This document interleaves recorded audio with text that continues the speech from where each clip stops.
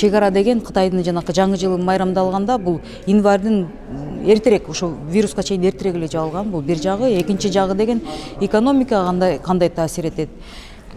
Эми сөздүн ачыгы таасири абдан, зыяны абдан чоң болуп болуш керек. Анан бир нерсени моюнга алыш керек. 30 жылдан бери Кыргызстандын экономикасы реэкспорт деген сөз бар.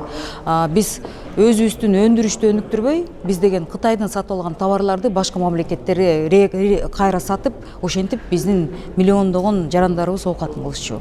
Азыркы учурда ошондой практика азыркыга чейин бизде келе жатат.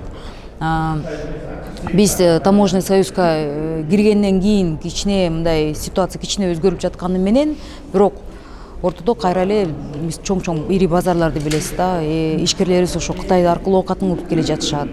Эл арасында мындай ошол мамлекетке мындай претензиялар чоң болуп, нааразычылык айтылганы менен бирге, бирок экономика жактан биздин мамилелерибиз, анан мындай катнаштар мындай тыгыз да. Ошол жагын унутпаш керек. Биринчи Кыргызстандан да мурда Кытайдын өзүнүн экономикасына чоң залакасы тиет. Анткени азыркы учурда дүйнө жүзүндөгү эң ири экономиканын бири болуп жатат. Анан миңдеген заводдор Кытайда ачылган. Белгилүү брендтердин атап кетсек, баардыгынын заводдору Кытайда. Ошонун баары азыр деген жабылабы, иштейби, толук жабылабы деген суроону мындай ачык турат да. Бул азыркыга чейин чечиле элек да. Комитетте ушул тууралуу бир талкуулар болдубу?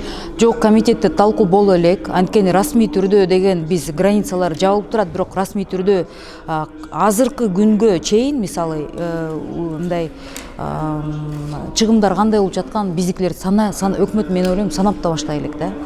Бирок буну деген дагы бир-эки жума өткөндөн кийин мен ойлойм бир айлык убакыттын мындай бир немесин ченемин бөлүп алып туруп санаш керек да. Кандай болуп атат? Биздин ишкерлерибиз эмне деп атышат?